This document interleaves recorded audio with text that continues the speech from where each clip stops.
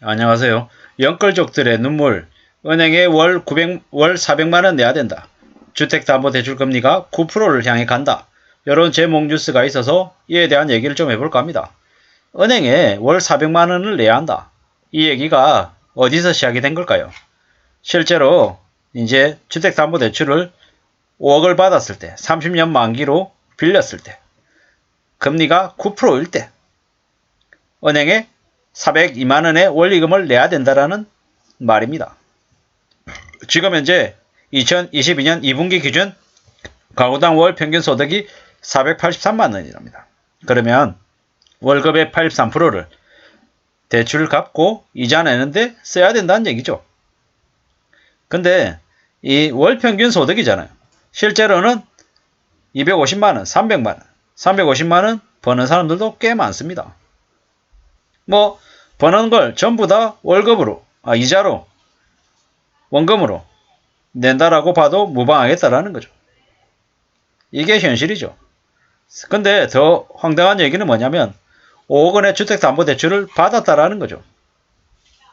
우리가 2010년, 2012년, 2014년 하우스푸어라고 얘기가 나올 때 그때 1억 5천 2억 대출을 받았던 거죠. 그 때문에 뭡니까? 감정 가격이 떨어지고 금매가 나오고 이런다고 해서 대거 하우스푸어가 됐다라고 많이 얘기했습니다. 지금은요. 하우스푸어가 아니라 그냥 지옥에 떨어진 그냥 빚쟁이들인 거죠. 절대로 벗어날 수 없는 그 굴레에 갇혀있는 사람들이라고 봐도 무방할 겁니다. 주택담보대출 금리가 내년에 9% 간다라는 게 절대로 거짓말이 아니라는 거죠. 그리고 그들은 쉽게 빠져나올 수 없습니다. 금융권들이 저 영끌족들의 발을 풀어줄까요? 절대로 풀어주지 않습니다. 5억 대출했잖아요. 그 구매한 집이 10억이었다고 쳐보자고요. 10억인데 8억으로 떨어지면요. 7억으로 떨어지면 감정가격 대비해서 대출해준 금액이 과도하다고 판단해서 금융권에서 금액을 일부 상환하라고 요구가 들어올 겁니다. 1억이나 1억 5천이나. 근데 그들은 실제로 갚으라고 요구하는 게 아니죠. 못 갚을 줄 알고 그렇게 제시합니다. 그러고 난 이후에 내고 있는 이자에 가상금리를 3%든 4%든 더 매깁니다. 돈을 더 뜯어내는 거죠. 그렇게 해서 수십 년간을 못 벗어나게 만듭니다. 못 벗어나게. 에휴, 집값을 평생 누가 그렇게 대출받아서 30년 다 내는 사람이 어딨냐? 중간에 팔고 더 좋은 걸로 갈아타지. 이렇게 얘기하잖아요. 그 말이 맞기도 하지만 틀리기도 하다라는 겁니다. 왜냐? 이번에 걸렸던 사람들은 상당수 가상금리까지 다 물어서 12%, 15% 내면 은행에서 절대로 놔주지 않는다라는 거죠. 그들은 끝까지 뼈까지 다 발라서 뜯어먹는 그런 먹잇감이 된다라는 거죠. 그게 무서운 겁니다. 신용등급이 내려가고 신용점수가 내려간 사람들이 신용점수를 금세 회복하기 어렵습니다. 그냥 금융권 전체에서 저 친구는 신용점수가 500점밖에 안 되는 사람 낙인을 찍어버리죠. 그리고 더 높은 이자를 매깁니다. 그럴 때는 금융권들이 모두 다 한편이 돼서 그 대출자를 절대로 구제해주지 않습니다. 그게 현실이라는 겁니다. 이걸 모르는 이들이 2020년, 2021년 미친듯이 연끌했죠. 유튜브나 가짜 전문가의 말을 들어서 상급지로 이동을 해야 된다는 등, 지금 집을 안 사면 큰일 난다는 등 온갖 개소리에 다 현혹돼서 다 넘어갔죠. 그렇게 해서 평균 5억을 대출받았다는 겁니다. 그들이 나아질 수 있는 가능성이 있을까요? 절대로 없습니다. 사실상 오도 가도 못하는 궁지에 내몰렸다라고 보면 맞을 거고요. 앞으로 그러면 빚을 지지 않은 사람들에게는 어떤 일이 벌어지냐? 앞으로 몇 년 두고 보고 기다리고 나중에 은행들이 다시 저금리로 금리 혜택 주고 정부에서는 취득세 등록세 감면해준다 그러고 잔금은 2년 뒤에 납부하라 그러고 이번에 주택 사면 5년 이내에는 되팔아도 양도세 안 매긴다 그러고 온갖 혜택을 다 몰아줍니다. 그럴 때 사도 하나도 늦지 않다라는 거죠.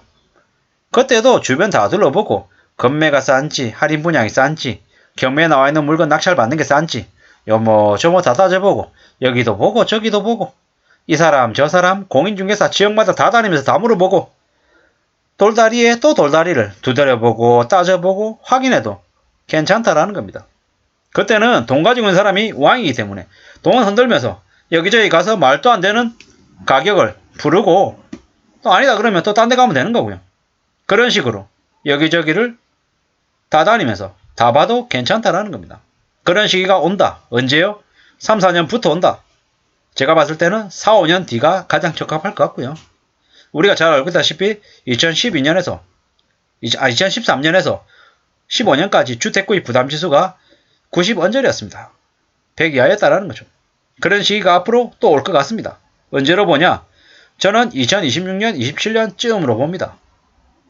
그 시기쯤에는 언제든지 둘러보고 웬만한 건 다 물반 고기반이기 때문에 뜰채만 큰 거 들고 가서 주워 담으면 될 것 같습니다. 좀 더 좋은 품종의 어종의 고기를 잡냐 못 잡냐는 누구의 안목에 달려있습니까? 고기를 낚는 사람의 안목에 달려있다는 거죠. 어느 지역을 좀 더 잘 선택해서 평생을 가져갈 자산으로 삼을지 말지는 개개인에게 달려있다라고 보면 좋겠고요. 너무 큰 욕심, 너무 많은 걸 내가 다 가지겠다라는 생각 말고 정말 평생 살아가는데 필요한 것 하나 혹은 두 개, 정말 많으면 3개 정도까지가 적합하지 않을까 이런 생각들을 해봅니다. 그런 마음으로 그런 생각으로 움직이면 좋겠습니다. 철저한 건 뭐냐? 담아서 자기가 가져갈 수 있을 정도의 무게만 담아야 된다는 거죠. 다 가겠다라고 너무 많이 담으면 넘치기도 하고 넘어지기도 해서 하나도 못 가져가는 일이 생길 수 있다는 겁니다.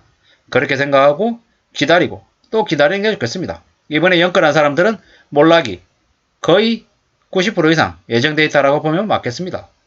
5억의 대출을 받아서 원리금으로 400만원 이상 낸다. 500만원 낸다. 그러면 제대로 못 삽니다. 도망가고 싶어도 못 도망가죠.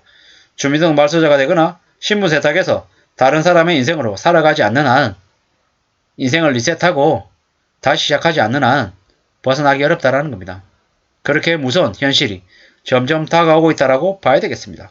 언론의 뉴스는 너무 빠르게, 너무 겁나게 뉴스 제목을 뽑는 것 같습니다.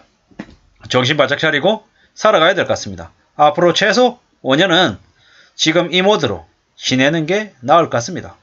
우리가 살아가는 삶을 지켜내기 위해서는 얼마나 더 마음을 단단하게 먹어야 될지는 우리 스스로에게 잘 물어보고 잘 결정하는 게 좋겠습니다. 함부로 남의 말에 쉽게 취해서 욕망과 탐욕과 그런 것들을 안 갖는 게 좋겠습니다. 나 자신을 지키는 건 오직 내 스스로일 뿐이다. 내 스스로 나를 좀 더 견제하고 좀 더 체근해서 잘 나아가게끔 만들어야겠다는 말씀을 드리고 싶습니다.